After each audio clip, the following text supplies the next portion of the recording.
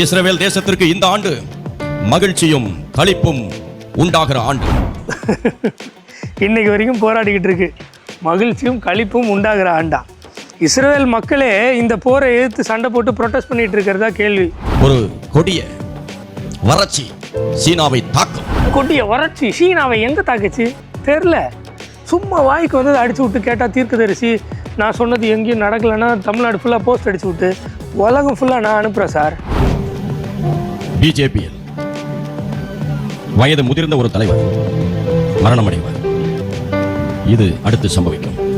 Thank you Jesus. யாரோ சாவறதுக்கு எதுக்கு ஜீசஸுக்கு தேங்க்யூ ஜீசஸ்? இதுக்கு என்னது ஒன்றும் புரியல. அதே கருப்பர் இனத்துல 30 லட்சம் 60 லட்சம் 1 கோடி ஆத்துமாக்கள் இயேசுவை சொந்த ரட்சகராக ஏற்றுக்கொள்ள போகிறது.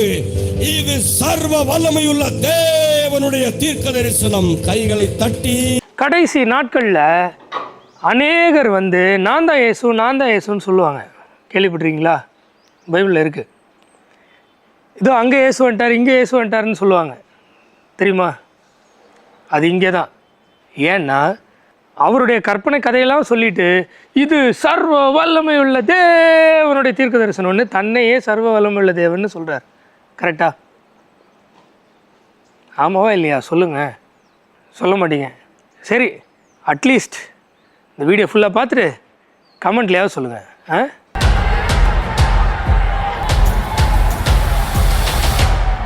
வேதத்திற்கு எதிரான கிறிஸ்தவர்களிடம் கேள்வி கேட்கலாம் வாங்க. ஒன்றும் இல்லை, ஒரு தீர்க்க தரிசனம் இவர் சொல்லியிருக்காரு இல்லை சொன்னதா இங்கே சொல்கிறாரு. ஒரு ஃபேமிலிக்கு சொன்னாராம். அந்த ஃபேமிலியில் வந்து அவங்க அப்பா அக்செப்ட் பண்ணுறாங்களாம். அவங்க அம்மாவும் அந்த பொண்ணும் வந்து இவர் ஒரு கள்ள தீர்க்கதரிசின்னு சொல்கிறாங்களாம்.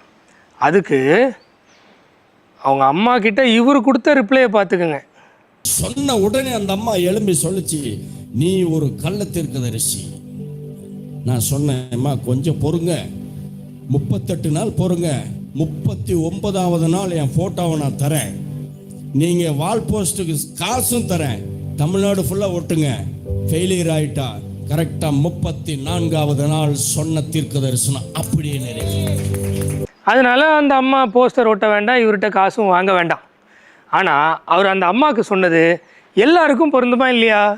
அப்போ இவர் சொன்ன எந்த தீர்க்க தரிசனம் ஃபெயிலியர் ஆனாலும் தமிழ்நாடு ஃபுல்லாக போஸ்டர் அடித்து ஓட்ட சொல்லி இவர் தானே சொல்கிறாரு.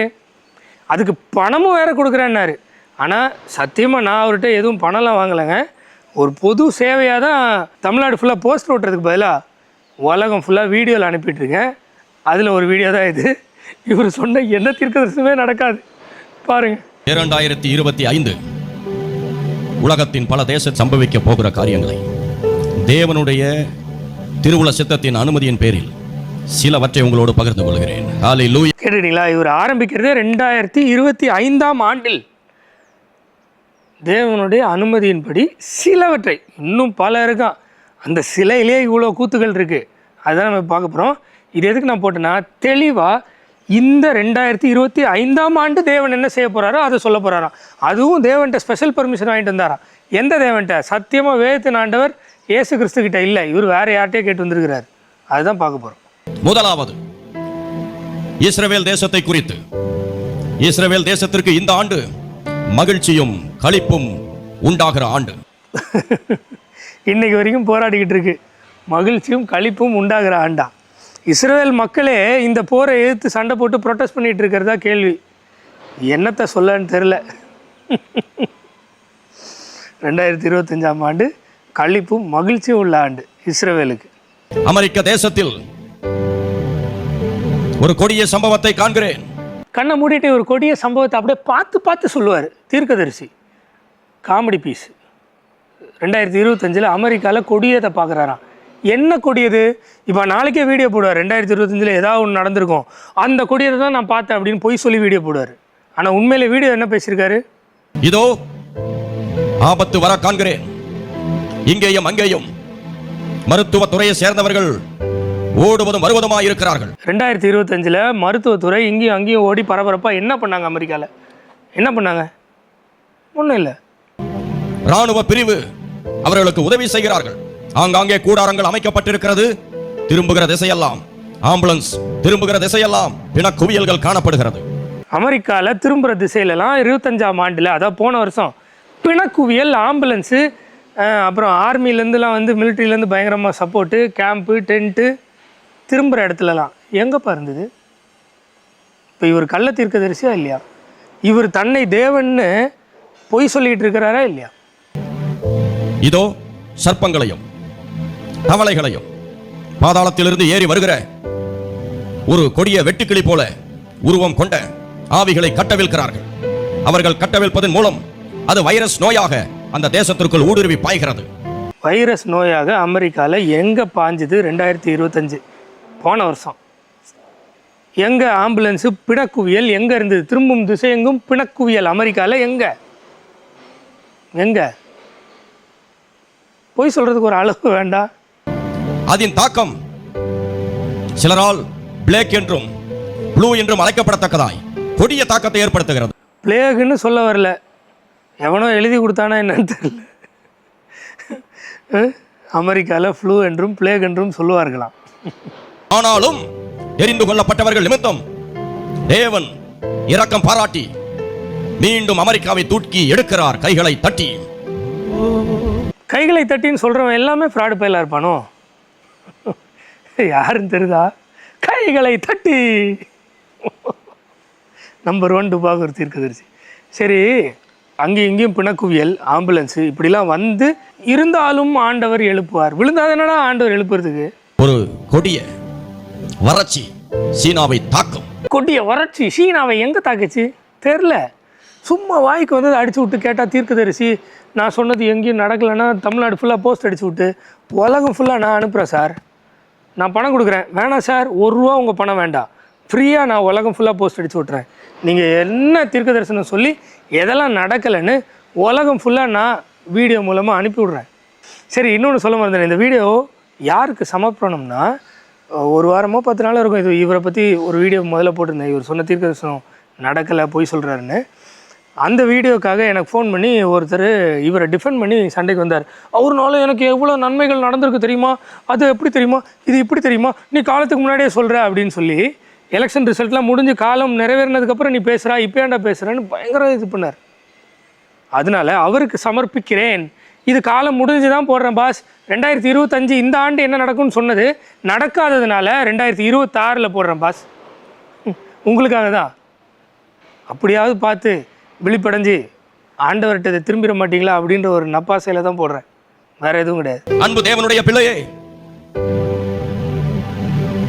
அமெரிக்க அதிபர் டொனால்ட் ட்ரம்பின் மகள் அந்த சகோதரியின் மேல் ஒரு கிரீடம் வர பார்க்கிறேன். எதிர்காலத்தில் மேன்மை பற்று உயர்ந்த ஒரு ஸ்தானத்தை அடைவார்கள். இதை முன்னதாக அறிவிக்கிறேன்.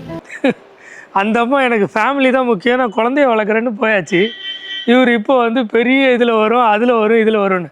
ஏண்டாப்பா, உதயநிதி நிதி என்ற பெயரில் நான் இது பண்ணேன்னு 2025 நடக்கும்னு சொன்னது இப்போ 2026 மேட்ச் பண்ணி பார்த்தியா நான் சொன்னேன் நடந்துருச்சுன்னு போய் சொல்கிறியே. ட்ரம்ப் மகளுக்கு அந்த மாதிரி எதுவும் ஹையர் போஸ்ட் வரலையே, நான் சொன்னது பொய் அப்படின்னு சொல்லி போஸ்ட் எடுத்து ஓட்டுவியா? மாட்டீங்க. அதனால தான் நான் அடிச்சு ஓட்டுறேன் உங்கள் சார்பா. இந்திய தேசத்தின் தலைமைக்கு விரோதமாய் தங்களுக்குள்ளே தாங்களே வஞ்சக ஆலோசனை செய்து தீமையான ஆலோசனைகளை பிறப்பித்து தானாகவே சரிய தொடங்குவார்கள். இந்த ஆண்டு முதல் அது நடக்கும். இந்த ஆண்டின் மத்தியத்தில் நீங்கள் அதை காண முடியும். அவர்கள் அமைப்புகளால் அவர்களே சரிவை காண ஆரம்பிப்பார்கள். பிஜேபி எங்கே சரிஞ்சது? எனக்கு தெரிஞ்ச ஒரு பிஜேபி தான் சொல்கிறது, வேறு யாரை சொன்னாலும். எங்கே சரிஞ்சது? பயங்கரமாக டெவலப் ஆகிட்டு போயிட்டுருக்கு பாஸ், தெரியலையா?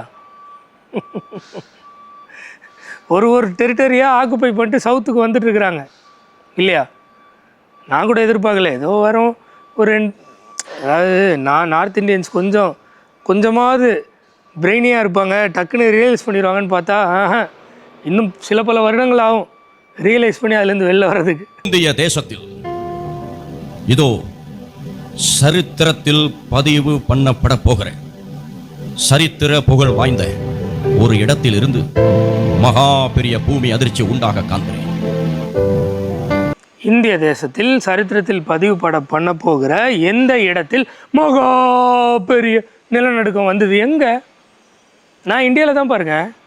2020 போன வருஷம் எங்கே நடந்தது? உலகம் ஃபுல்லாக வீடியோ போட்டால் மட்டும் பத்தாது, ஒரு 10,000 20,000 இன்வெஸ்ட் பண்ணி இதை பூஸ்ட் பண்ணி விடணும். கரெக்டு தானே? ஒரு தப்பு 2 தப்பு நடந்தால் பரவாயில்ல, எல்லாமே தப்பாக இருந்தால். பூமியின் அஸ்திவாரம் அதிரத்தக்கதாய் அந்த பூமி அதிர்ச்சியும் இயற்கை சேதமும் அது நிமித்தம் உண்டாகிற மண் சரிவும் காணப்படுகிறது. அதனுடைய தாக்கம் ஆசிய கண்டத்தின் பல பகுதிகளில் காணப்படும். இதை நான் தரிசனத்தில் இப்பொழுது பார்க்கிறேன். தரிசனத்தில் இவர் பார்த்தது ஏன் நடக்கவில்லை? இந்த மூஞ்சியெல்லாம் தரிசனம் பார்க்குற மூஞ்சா? பார்த்தாலே தெரில எவ்வளோ ஈவிலாக இருக்குன்னு. அப்படி கண்டுபிடிக்க முடியலையா என்ன உங்களுக்கு? நான் இவ்வளோ தூரம் வீடியோ போட்டு ப்ரூவ் பண்ணியும் கண்டுபிடிக்க முடியலையா? அந்த பரிதாபம். தமிழ்நாட்டில் 3 எழுத்து கட்சியில் முன்னணி தலைவர் ஒருவர் மரிப்பார். 3 எழுத்து கட்சியில் முன்னணி. தமிழ்நாட்டில் 3 எழுத்து கட்சி என்ன இருக்குது? எனக்கு தெரிஞ்சு டிஎம்கே, பிஎம்கே பாட்டாளி மக்கள் கட்சி, டிவிகே 3. வேறு என்ன 3? அது கூட 3 எழுத்து கட்சிலாம் இல்லை. திராவிட முன்னேற்ற கழகம் 3 வார்த்தை கட்சி, அது கூட தெரில. சரி விடுங்க. வேறு ஏடிஎம்கே வராது, 4 எழுத்தாயிடுச்சு. விஜயகாந்த் என்ன அப்ரிவேஷன்னு தெரில. யாரை வேணால் போட்டுக்கோங்க. இது எங்கே நடந்தது? 3 எழுத்து கட்சி முன்னணி தலைவர் 2025, அதாவது போன வருடம் இறந்தது யார்? இல்லை, குருட்டுத்தனமாக பேசி ஏதாவது நடந்திருந்தா கூட பரவாயில்ல, எதுவுமே நடக்கலை. தமிழ்நாட்டிலே 3 எழுத்து கட்சியில் நிதி என்று அர்த்தம் கொள்ளும் மனிதன் இப்பொழுது இருக்கிற அதிகாரத்தை காட்டிலும் இன்னும் உயர்ந்த ஒரு அதிகாரத்துக்குள், ஒரு மேன்மைக்குள், கட்சியிலே கட்சி ரீதியாக ஒரு உயர்வை இந்த ஆண்டு அடைவார், இந்த ஆண்டு அடைவார், இந்த ஆண்டு அடைவார், இந்த ஆண்டு அடைவார். 2025 இந்த ஆண்டு அடைவார்னு சொன்ன தீர்க்க தரிசனத்தை வெட்டி இன்னைக்கு இந்த மனுஷன் ஒட்டி பார்த்தீங்களா? இப்போ இதில் அசம்பிளியில் எதிர்கட்சி தலைவராக போஸ்ட் வந்துருச்சு. டிஎம்கேக்கு தலைவராக இவர் ஆயிட்டாரு, செயல் தலைவராக ஏதோ சம்திங் ஆயிட்டாரு. நான் சொன்ன தீர்க்க தரிசனம் நடந்துருச்சுன்னு தம்பட்டம் அடிச்சிட்டு இருக்கான். ஆனால் 2025 ஆண்டு தீர்க்க தரிசனத்தில், அதாவது 2024 முடிஞ்சு 25 ஜனவரி 1 நியூ இயருக்கு கொஞ்சம் முன்னாடி சொன்ன தீர்க்க தரிசனம் இது. 25 நடக்கும்னு சொன்னது நடக்கலை. ஆனால் ஆப்வியஸாக என்றைக்கு ஒரு நாள் நடக்கும். இன்றைக்கி இல்லைன்னா அடுத்து என்றைக்கு ஒரு நாள் ஸ்டாலின், அடுத்தது இவர் தானே, ஸ்டாலின் போனதுக்கப்புறம் இவர் தானே. அந்த இதில் அடித்து விட்டுட்டு 2025 நடக்கும்னு அடித்து விட்டுட்டு நடக்கலை, 26 நடக்குது. ஓட்டி போட்டு நான் தான் சொன்னேன் நடந்துருச்சு பார்த்தியான்னு தம்பட்டம் அடிச்சிட்டு இருக்கு யூடியூப்பில். அப்போ நம்ம இவர் சொன்னது மாதிரி இதை உலகம் ஃபுல்லாக பரப்பி இவர் பொய் சொல்கிறாருன்னு காட்டணுமா இல்லையா? ஆமாவா இல்லையா? அந்த அம்மாவுக்கு இருக்கிற ப்ரிவிலேஜ் நமக்கும் இருக்குல்ல, எல்லாருக்கும் இருக்குல்ல, ஈக்குவல் ரைட்ஸ். பிஜேபியில் வயது முதிர்ந்த ஒரு தலைவர் மரணமடைவார். அந்த துக்க செய்தி இந்தியா முழுவதிலும் ஒரு தாக்கத்தை ஏற்படுத்தும். இது அடுத்து சம்பவிக்கும். Thank you Jesus. யாரோ சாவறதுக்கு எதுக்கு ஜீசஸுக்கு தேங்க்யூ ஜீசஸ்? எதுக்கு? என்னது ஒன்றும் புரியல. சரி, பிஜேபியில் போன வருஷம் வயது முதிர்ந்த தலைவர் ஒருவர் சாவார்னு சொன்னார், கரெக்டாக? ஒருவர். ஆனால் இறந்தது எத்தனையோ பேர். இந்தியா ஃபுல்லாக இருக்கிற ஒரு பெரிய கட்சி வயசானவங்க சாவு தானே போகிறாங்க. என்ன பேசிக் இருக்குன்னு தெரில. இதையும் நம்பி ஒரு கூட்டம் இது பெரிய தீர்க்கதரிசனம் என்கிட்ட சண்டைக்கு வர வருது. காங்கிரஸ் கட்சியில் புதிதாய் பதவி ஏற்று இருக்கிற அன்பு சகோதரி அந்த கட்சியில் மேலும் ஒரு உயர்ந்த நிலைக்கு உயர்த்தப்படுவார்கள். அதையும் நீங்கள் காணப்போகிறீர்கள். காங்கிரஸ் கட்சியில் புதிதாய் பதவி ஏற்றவங்க கட்சியில் உயர்த்தப்படுவாங்க. இதான் தீர்க்க தரிசனம். புதிதாய் பதவி ஏற்ற அந்த சகோதரி யார்? பிரியங்கா காந்தி. அவங்களுக்கு 2025 என்ன புது போஸ்ட்டு, ஹையர் போஸ்ட்டு கிடச்சிது? என்ன இருந்தது? ஒன்றும் இல்லை. யார் சொன்னா? எங்கே இருந்தது? 24 எம்பி ஆகிட்டாங்க. 25 கட்சியில் போஸ்டிங் எதுவும் பெரிய லெவலில் எதுவும் இல்லை.